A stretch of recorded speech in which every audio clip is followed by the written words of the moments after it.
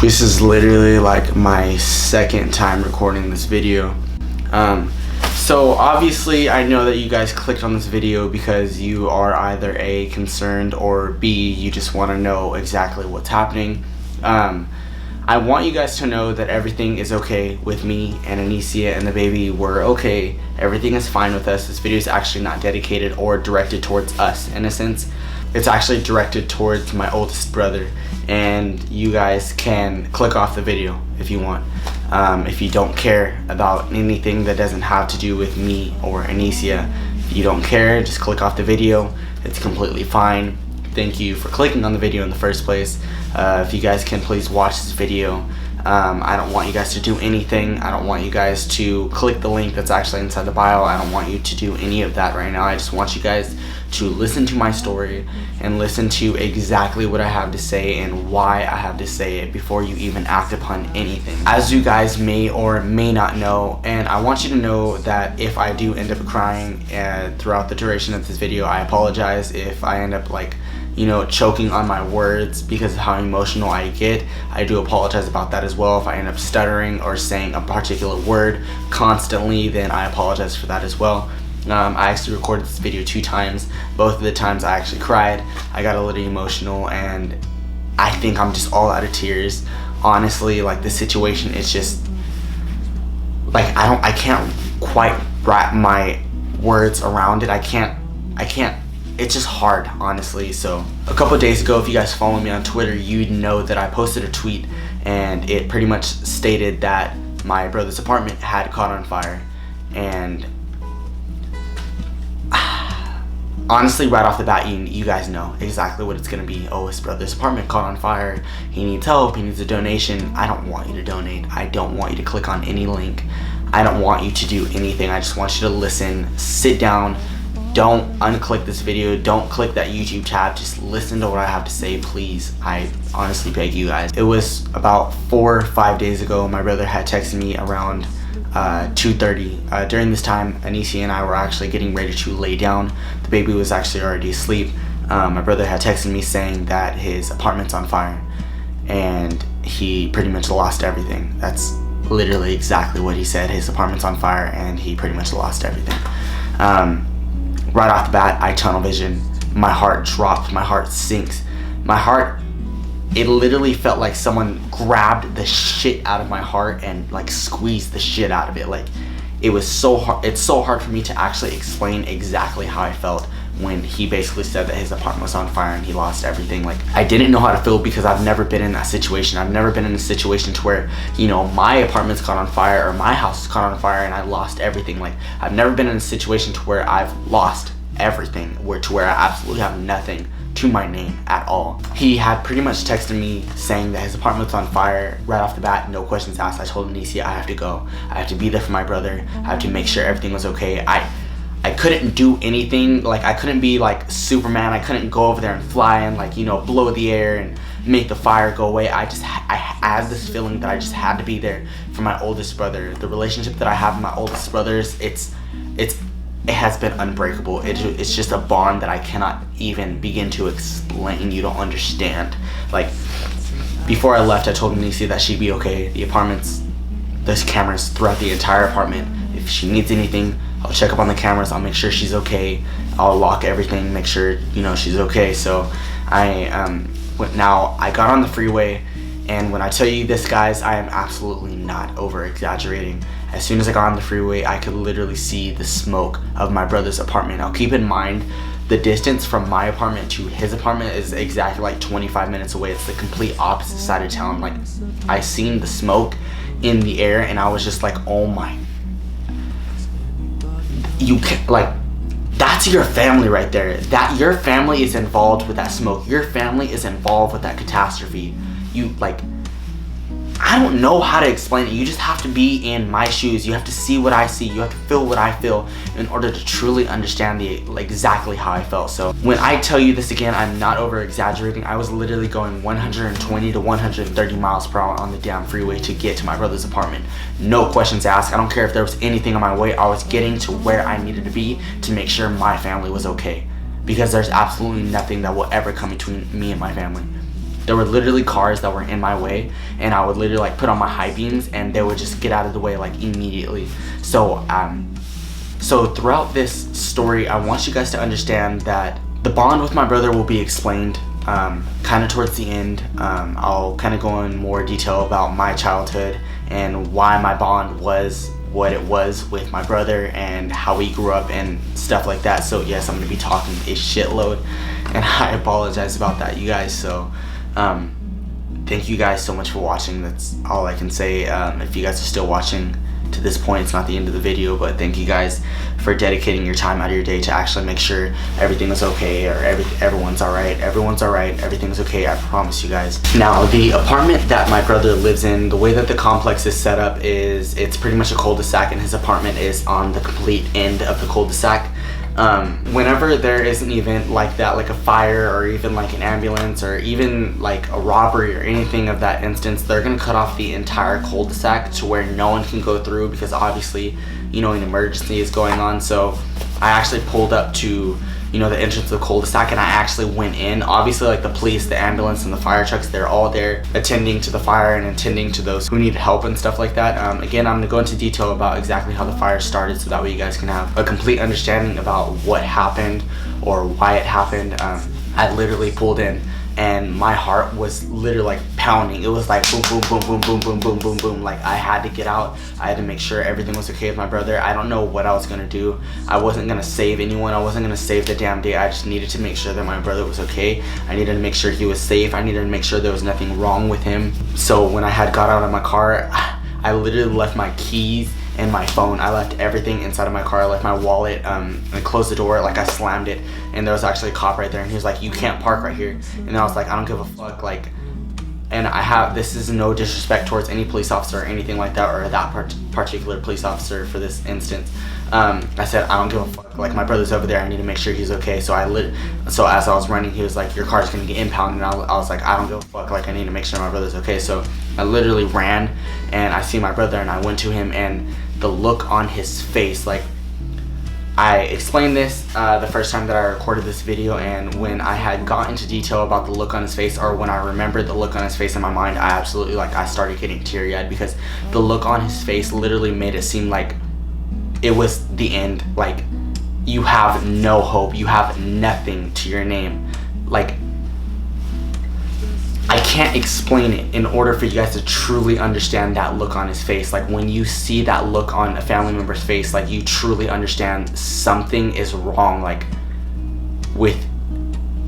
obviously something's wrong, but like it's hard for me to explain. So I couldn't say anything. I didn't know what to say. I tunnel visioned in a way. I just stood there and I just looked at him like what can I do, in a sense, but you can't do anything. So I literally just told him, "I'll be right back real quick," and he was just like, "Okay." And then I obviously, like, I moved my car, and then I went back to him, and then he was pretty much explaining to me what had happened. Pretty much what had happened is, in the area that he lives in, there are homeless people that kind of live near the back. There's also like dry like grass, in a sense, that could easily catch fire. He was saying that he heard a firework or something go off in the back, and he was thinking that it was one of the homeless individuals that lived in the back. Obviously, I'm not going to sit here and blame it on a homeless individual. There's always a possibility that it could have been a child, but keep in mind, this is around 2:30 a.m. or 3 a.m. so it could have been anyone, for that matter, lighting off a firework in the back, and it caught fire. His girlfriend actually went upstairs and woke him up inside of his room. After she woke him up, she basically had said that there's a fire in the back. She went downstairs to make sure her parents were okay, and like they could try to put the fire out.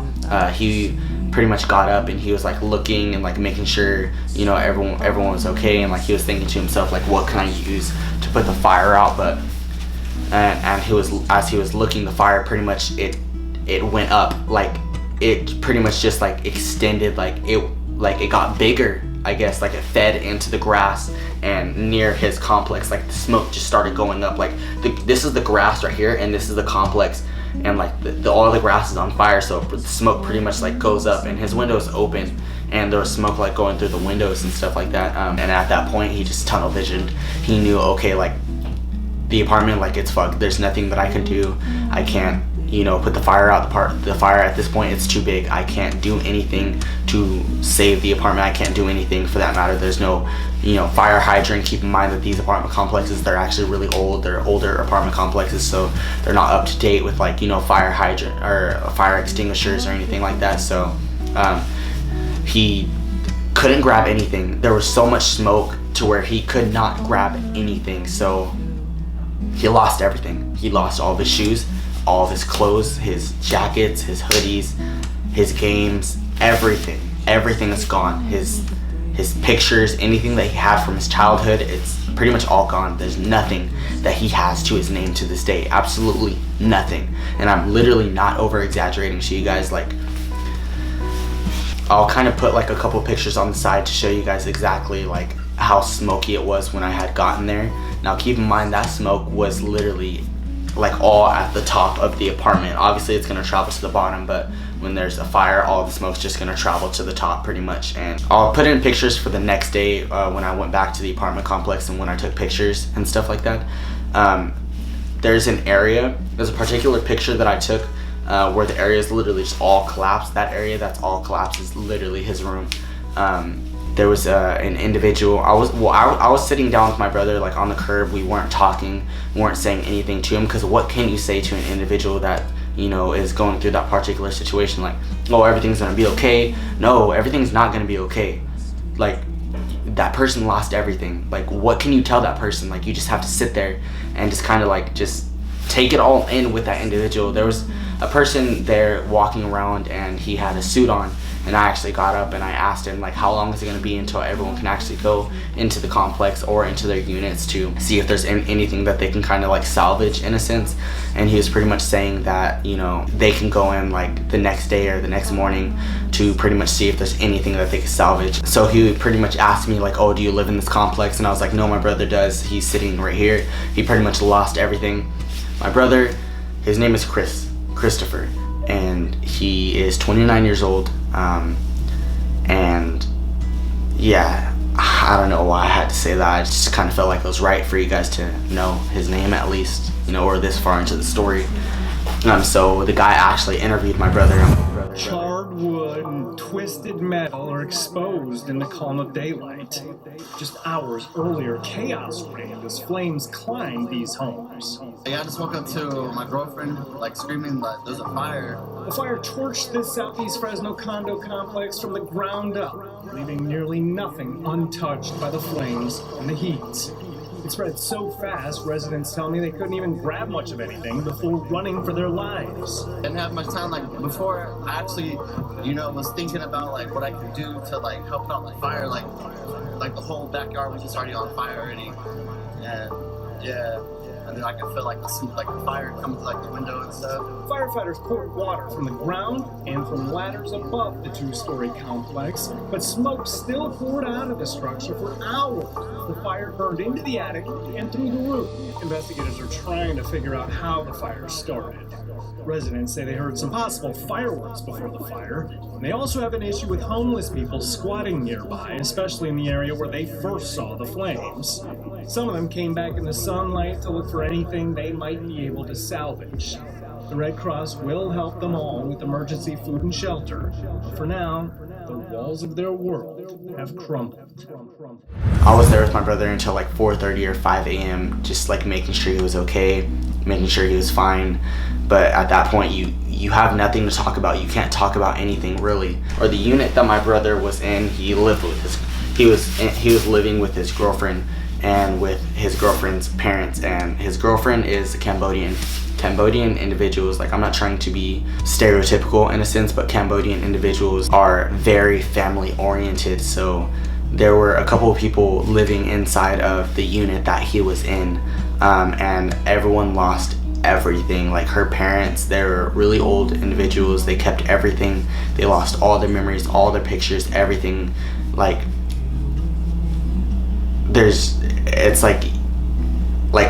do you say in this particular situation? What can you do in this particular situation? You can't do anything. This individual lost everything. It's a family member, and not only is it just a family member, but it's a family member that you have such a close bond to or close relationship with. And it's what can you say honestly, especially if you make a video about it. What can you say besides telling the story, pretty much? Or even in person, like, what can you say? Are you okay? You can't. They're not okay. Everything is not okay. Like, that individual lost everything. And I'm kind of getting off topic, but I'm pretty much making this video to kind of be there for my brother, or attempt to be there for my brother, and to also let you guys know everything that had happened. Pretty much a couple days later, it was 4th of July, and my brother, I seen him, and obviously he's talking to people, but you can just tell, like, he's down. Like, you pretty much lose all hope. You lose everything to your name. Like, I don't know what it's like. I don't know what he's feeling. I don't know exactly what's running through his mind. I just know that he's not there.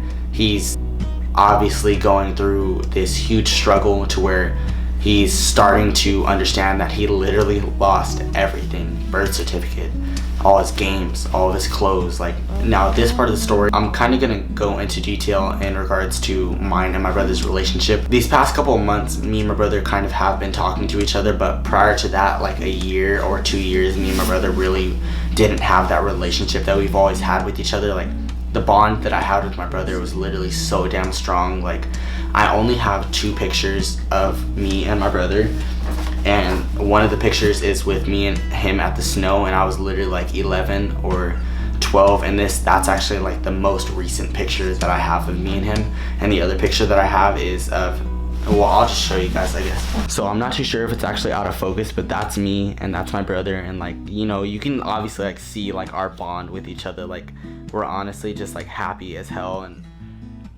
honestly, like, I'll always like love this picture. And then there's this picture right here when I was a baby. My oldest brother Chris, that's him right there. That's my dad, and then that's my 3rd oldest brother, and that's me. And then he's putting like his hand on my head, and it's like, I'm talking in a sense that my brother is gone. My brother is not gone physically. I feel like he's just gone mentally. I feel like our relationship isn't strong anymore. I feel like our bond isn't strong anymore, and obviously I'm wasting time in a sense recording this video. Like, what, like, why are you recording this video? Like, why don't you spend that time to bond with your brother? Why don't you get on top of, like, I'm making this video to try to make everything okay for my brother. I'm making this video to try to make amends with my brother. Nothing ever actually happened with me and my brother, but I just want him to know that everything is okay. I want him to know that there are hundreds of thousands of people that actually care about his situation. Hundreds of thousands of people, in a sense, of our subscribers, our supporters. You guys are here for me. You guys will always be here for Anisha. You guys will always be here for the baby. And right now, my brother, I feel like he just needs help. I don't care if you donate. If you donate $1, I don't care if you donate $1. I don't care if you donate 50 cents. I don't care if you donate $5. I just need to make sure he is okay. I need to make sure he has everything that he needs to get back on top of his feet. I kind of want to go more into detail about mine and his relationship. I felt like my bond with my oldest brother has always been the strongest compared to the bond with my mom, the bond with any of my other brothers, the bond with my sister, and even the bond with my own dad. Like, this individual has always been my #1 mentor. When I was younger, I always wanted to be exactly like him. I mean, what younger brother or younger sister doesn't want to be exactly like their oldest sibling? Like, I've always had like the softest spot for him whenever it's come down to each and every situation in my life. I honestly spent my entire life wanting to be like him. I always spent my entire life, you know, following his footsteps in a sense. Like, I remember there was a time where he created Facebook, and he was kind of like on Facebook, and like, I wanted a Facebook because my brother had Facebook. He was into skating. I wanted to get into skating because my brother was into skating, and it's like, I can't even get emotional about this stuff anymore because I've been getting emotional about it for the past 4 days ever since this happened. Because, like, what if I lost my brother? What if something were to happen? Like, what if, like, something happened to where I couldn't talk to him anymore? What if something happened to where I couldn't get that bond with him anymore? What if something happened to where I couldn't talk to him about the memories that we had in the past?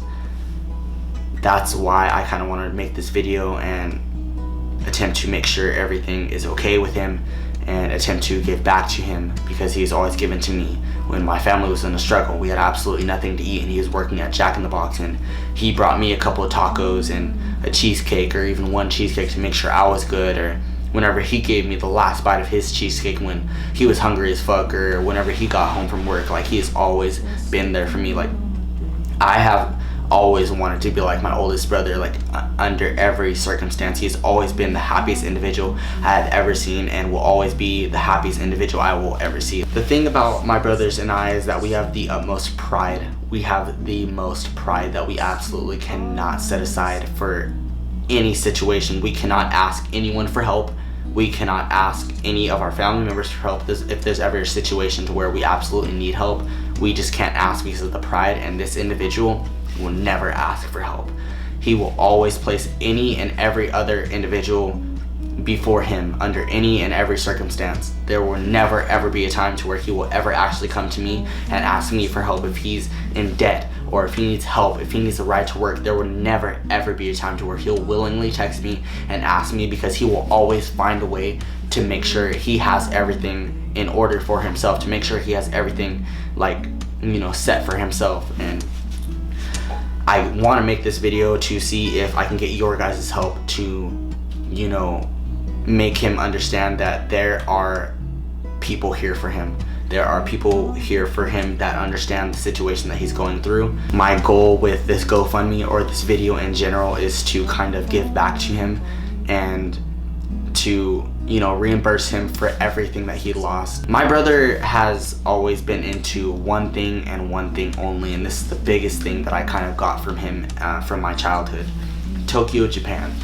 My brother's goal has always been to go to Tokyo, Japan, and my goal with this GoFundMe as well, or in general, is to take my brother to Tokyo, Japan. I've promised myself, and I've also promised him, that I was gonna be the one to take him to Tokyo, Japan. Like, ever since I was like 8 or like 10, ever since I could really remember in a sense, he has always been literally addicted to, you know, the Japanese culture. And honestly, Anicia doesn't know it, no one knows it, but my game room is in the style of anime, Japanese culture, Asian culture, because of my brother.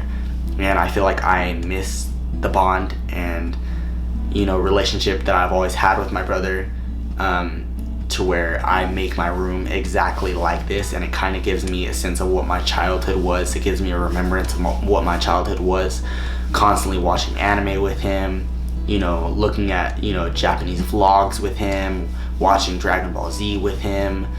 And it's all the music that I got from him when I was younger, like from the Gorillaz, Linkin Park, Fort Minor, all that stuff. Like, it was from him. Alicia Keys. I know it sounds like stupid, but it's pretty much all from him, like handed from him. I've always wanted to be like him. I've always aspired to be like him. I've always looked up to him for anything and everything, and I've never had that individual in my life. Like, never, ever. Like, no one will ever be able to take his place. Like, regardless of where mine and his bond stands, regardless of where mine and his relationship stands, regardless if that relationship or bond isn't there anymore because we haven't talked in like months on months on months, if he goes to Alaska for a job, like,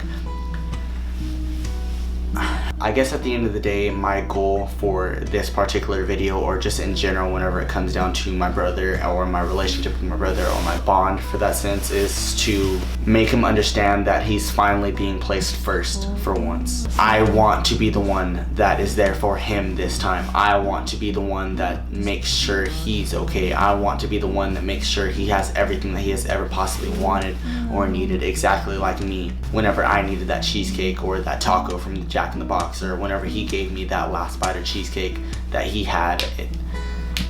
I guess it's what I owe him. I feel like I need to be there for him. I feel like this is pretty much my calling. I feel like this is what I need in order to get mine and his relationship back on track. I feel like this is what I need to get mine and his bond back on track, or where it needs to be, or exactly where it was before. Regardless if this GoFundMe is successful, regardless if it isn't successful, I will make it my absolute goal. I will make sure it is done, even if it's the last thing I ever do, to get him to Tokyo, Japan. Even if I can't go for some odd reason, I will make sure he goes. I will make sure he has a good time, and I will make sure he understands that his lifetime goal has been accomplished. and I will make sure that happens by the end of this year. If it's with your guys' help or if I just somehow make it happen. And I guess that's another goal with this GoFundMe as well, if it's successful, taking him to accomplish his lifetime goal, to make him understand that this isn't the end of life.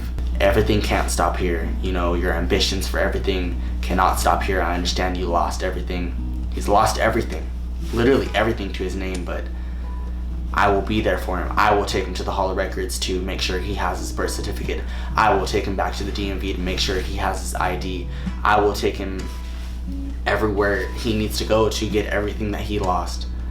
And I'll be the one to make sure that he's okay this time. We need your guys' help, and I'm not gonna make this like a puppy dog, you know, little video or anything like that, but anything that you guys can do, the link will be inside the bio. Check it out. If you don't donate, share the link. I'm gonna make sure everything's okay this time, because everything has to be okay. If you're watching this, Chris, just know that I love you, and honestly, everything's gonna be okay. And this bond right here inside this picture, this bond will always be there, regardless of what happens, regardless of what has happened, regardless if we don't talk to each other for 5, 6, 7 months straight. This bond will always be there. I don't care what anyone says. I will always love you, and I'll always aspire to be like you.